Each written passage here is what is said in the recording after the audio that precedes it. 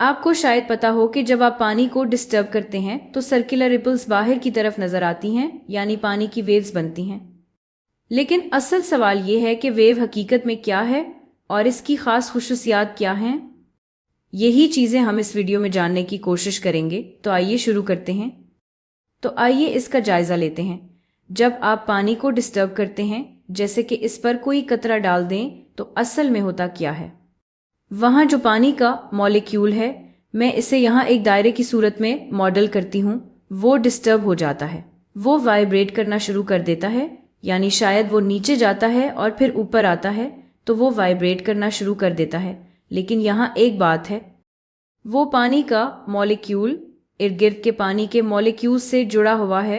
इनके दरमियान force of attraction होती है और इसी वजह से वो पानी का मॉलिक्यूल इन मॉलिक्यूल्स को भी वाइब्रेट करवाता है, तो वो भी नीचे जाते हैं और फिर ऊपर आते हैं। लेकिन वो भी अपने इर्द गिर्द के पानी के मॉलिक्यूल से जुड़े हुए हैं। इनके दरमियान भी फोर्स ऑफ अट्रैक्शन है, तो वो भी इन मॉलिक्यूल्स को वाइब्रेट करवाएंगे। वो भी नीचे और ऊपर जाएंगे और ये सिलसिला चलता रहेगा और नतीजे में देखें डिस्टर्बेंस प्रोपेगेट करती है, यानी बाहर की तरफ जाती है। और यही चीज हमें सर्कुलर रिपल्स की सूरत में नजर आती है जो बाहर की तरफ जाती हैं। तो वेव असल में है क्या। हमने देखा कि डिस्टर्बेंस ट्रांसफर हुई, वो प्रोपेगेट हुई, यानी एक पॉइंट से दूसरे पॉइंट तक गई, यानी एनर्जी एक पॉइंट से दूसरे पॉइंट तक ट्रांसफर हुई। लेकिन पानी के मॉलिक्यूल्स एक जगह से दूसरी जगह नहीं गए, वो अपनी जगह पर ही वाइब्रेट कर रहे थे। तो वेव्स एनर्जी को ट्रांसफर करती हैं, मैटर को नहीं। ये बिल्कुल वैसा ही है जैसे स्टेडियम में ह्यूमन वेव नजर आती है। आप देखें, वहां डिस्टर्बेंस लेफ्ट की तरफ प्रोपेगेट करती है ना। लेकिन देखें, वहां लोग सिर्फ ऊपर नीचे वाइब्रेट कर रहे हैं, वो मूव नहीं कर रहे। इंसान एक जगह से दूसरी जगह मूव नहीं कर रहे, लेकिन डिस्टर्बेंस मूव कर रही है। यही वेव है। अच्छा, अब मजीद इन्वेस्टिगेट करने के लिए आइए एक ऐसी वेव को देखते हैं जिसमें रिपीटिंग पैटर्न्स हों। मिसाल के तौर पर इस फैक्ट सिमुलेशन में अगर मैं ये नल खोल दूं या कतरा हर सेकंड गिरता रहे, और अब हमारे पास एक वेव है जो बार बार रिपीट हो रही है। ठीक है, ये बहुत अच्छा है और इसे एनालाइज करना भी काफी आसान है। ऐसी वेव जिसमें रिपीटिंग पैटर्न हो, इसे हम पीरियोडिक वेव कहते हैं, क्योंकि ये बार बार रिपीट हो रही होती है। तो आइए सोचते हैं कि वेव की मुख्तलिफ खुसूसियात क्या हैं। सबसे पहली खुसूसियत को फ्रीक्वेंसी कहते हैं। किसी वेव की फ्रीक्वेंसी असल में ये होती है कि किसी भी पॉइंट से एक मखसूस टाइम में कितनी वेव्स गुजरती हैं। मिसाल के तौर पर इस खास केस में हर सेकंड एक कतरा नीचे गिर रहा है, और इसीलिए अगर मैं किसी भी खास पॉइंट को देखूं तो आप देखेंगे कि हर सेकंड इस पॉइंट से एक वेव गुजर रही है। यही वेव की फ्रीक्वेंसी है। तो हम कह सकते हैं कि इस वेव की फ्रीक्वेंसी एक वेव पर सेकंड है, और वेव पर सेकंड को हर्ट्ज भी कहते हैं। तो हम कह सकते हैं कि यहाँ इस वेव की फ्रीक्वेंसी एक हर्ट्ज है। अब आइए देखते हैं कि अगर मैं पानी के कतरे गिरने की रफ्तार बढ़ा दूं तो क्या होगा। तो अगर मैं अब हर सेकंड 2 कतरे पानी के गिराऊं तो देखते हैं क्या होता है।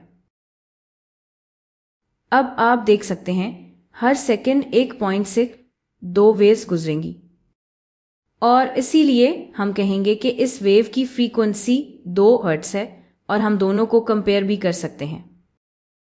यहाँ साइड बाय साइड कंपैरिजन है। आप देख सकते हैं 1 हर्ट्ज और 2 हर्ट्ज में फर्क। एक वेव पर सेकंड किसी भी पॉइंट से गुजर रही है और 2 वेव्स पर सेकंड किसी भी पॉइंट से गुजर रही हैं। लेकिन वेव की स्पीड को देखें, वेव की स्पीड दोनों में एक जैसी है। दोनों केसेस में वेव एक ही डिस्टेंस एक ही टाइम में तय कर रही है, तो फ्रीक्वेंसी को स्पीड से कंफ्यूज ना करें। इन दोनों केसेस में वेव की स्पीड बिल्कुल एक जैसी है, यानी वेव हर सेकंड जितना डिस्टेंस तय करती है वही स्पीड है। तो ये फ्रीक्वेंसी से मुख्तलिफ है। अच्छा, अब और क्या चीजें हैं। तो एक और खुसूसियत समझने के लिए आइए पूरे मंजर को साइड से देखते हैं। अब वेव शुरू होने से पहले पानी की सतह को देखें, ये इक्विलिब्रियम पोजीशन है। ठीक है, अब देखते हैं कि जब हम अपना नल खोलते हैं तो क्या होता है। अच्छा, आप ये नोटिस करें कि अब पानी की सतह में एक नीचे वाली सतह है और एक ऊपर वाली सतह है। जैसे मैं ज़रा वीडियो को पॉज कर लेती हूँ, ठीक है। हमें ये पीक्स मिलती हैं जो इक्विलिब्रियम लाइन से सबसे ऊपर वाले पॉइंट होते हैं, उन्हें हम क्रेस्ट कहते हैं। और हमें ये वैलीज मिलती हैं जो इक्विलिब्रियम लाइन से सबसे नीचे वाले पॉइंट होते हैं, उन्हें हम ट्रॉस कहते हैं। और अब किसी भी दो कंसेक्यूटिव क्रेस्ट या कंसेक्यूटिव ट्रॉस के दरमियान जो डिस्टेंस है, इसी को हम वेवलेंथ कहते हैं। हम वेवलेंथ को इस तरह भी समझ सकते हैं कि ये बताती है कि वेव की लंबाई कितनी होती है। और आप इसे यूं भी कह सकते हैं कि ये किसी भी दो कंसेक्यूटिव ट्रॉस या कंसेक्यूटिव क्रेस्ट्स के दरमियान डिस्टेंस है। और चूंकि ये लेंथ है, तो लेंथ को हम लेंथ की यूनिट्स में मेजर करते हैं, जैसे मीटर या फिर सेंटीमीटर्स। और अब यहाँ एक दिलचस्प बात है। आप क्या सोचते हैं कि जब आप फ्रीक्वेंसी को चेंज करेंगे तो वेवलेंथ के साथ क्या होगा? अच्छा, सिमुलेशन को साइड बाय साइड देखते हैं तो ऊपर हमारे पास 1 हर्ट्ज है, 1 कतरा पर सेकंड ऊपर है, और नीचे हमारे पास 2 हर्ट्ज है, यानी 2 कतरे पर सेकंड। क्या आप इनकी वेवलेंथ कंपेयर कर सकते हैं? आपको क्या नजर आ रहा है? आप देख सकते हैं कि यहाँ वेवलेंथ ज्यादा बड़ी है। कंपेयर करें तो यहाँ क्रेस्ट से क्रेस्ट के दरमियान डिस्टेंस काफी ज्यादा है, जितना आपको यहाँ नजर आ रहा है।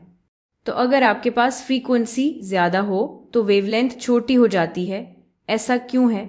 इसलिए कि दोनों केसेस में वेव की स्पीड बिल्कुल एक जैसी थी, और इसलिए अगर आप ज्यादा वेव्स को फिट कर रही हैं तो वेव्स के दरमियान डिस्टेंस कम हो जाएगा।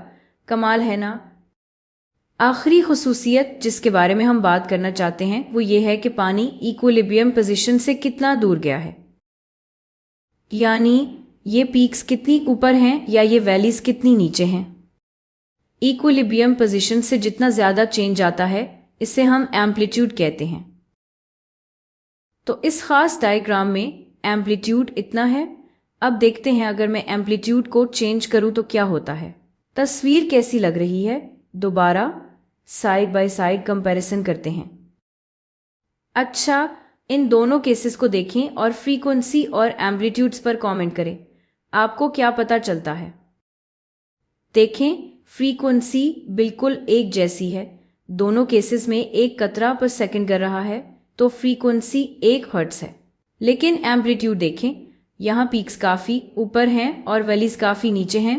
मुकाबला करें तो यहाँ की पीक्स और वैलीज इतनी ज्यादा नहीं, तो साफ जाहिर है कि ये हाई एम्पलीट्यूड वेव है और ये लो एम्पलीट्यूड वेव्स हैं।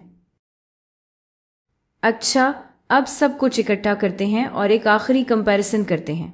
मैं चाहती हूं कि आप इस सिमुलेशन को देखें और इनकी स्पीड्स, एम्पलीट्यूड्स, फ्रीक्वेंसीज और वेवलेंथ्स को कंपेयर करें। इससे हमें सब कुछ दोबारा याद करने में भी मदद मिलेगी। तो शुरू करते हैं। अच्छा, सबसे पहले वेव स्पीड से शुरू करते हैं। क्या आप वेव्स की स्पीड कंपेयर कर सकते हैं? देखें, याद रखें, वेव की स्पीड असल में ये है कि वेव कितनी तेजी से ट्रैवल कर रही है, यानी वेव हर सेकंड में कितना डिस्टेंस तय कर रही है, मिसाल के तौर पर। और आप देख सकते हैं कि दोनों केसेस में ये बिल्कुल एक जैसी है। वेव्स बिल्कुल एक ही स्पीड से ट्रैवल कर रही हैं, तो स्पीड दोनों केसेस में एक जैसी है। अच्छा, एम्पलीट्यूड की बात करें। लेकिन याद रखें, एम्पलीट्यूड ये बताता है कि पीक्स कितनी ऊपर हैं, वैलीज कितनी नीचे हैं, इक्विलिब्रियम पोजीशन से कितना चेंज आया है। आप साफ देख सकते हैं कि यहाँ चेंज ज्यादा है। कंपेयर करें तो यहाँ कम है। तो यहाँ हाई एम्पलीट्यूड है और यहाँ लोअर एम्पलीट्यूड है। अच्छा, अब इनकी फ्रीक्वेंसीज की बात करें। देखें, याद रखें, फ्रीक्वेंसी ये बताती है कि एक गिवन पॉइंट से हर सेकंड में कितनी वेव्स गुजर रही हैं। आप देख सकते हैं कि यहाँ हर सेकंड में कम वेव्स गुजर रही हैं और यहाँ हर सेकंड में ज्यादा वेव्स गुजर रही हैं। क्या आप देख सकते हैं? तो यहाँ फ्रीक्वेंसी कम है और यहाँ ज्यादा है, बल्कि यहाँ फ्रीक्वेंसी 1 हर्ट्ज है और यहाँ 2 हर्ट्ज है। यहाँ हर सेकंड में 2 वेव्स गुजर रही हैं और यहाँ हर सेकंड में 1 वेव गुजर रही है। अच्छा, आखिर में वेवलेंथ के बारे में क्या ख्याल है? वेवलेंथ ये जाहिर करती है कि 2 कंसेक्यूटिव क्रेस्ट्स और ट्रॉस के दरमियान कितना डिस्टेंस है। यहाँ आप देख सकते हैं कि डिस्टेंस यहाँ ज़्यादा है, कंपेयर करें तो यहाँ कम है, तो यहाँ वेवलेंथ ज़्यादा है और यहाँ वेवलेंथ कम है।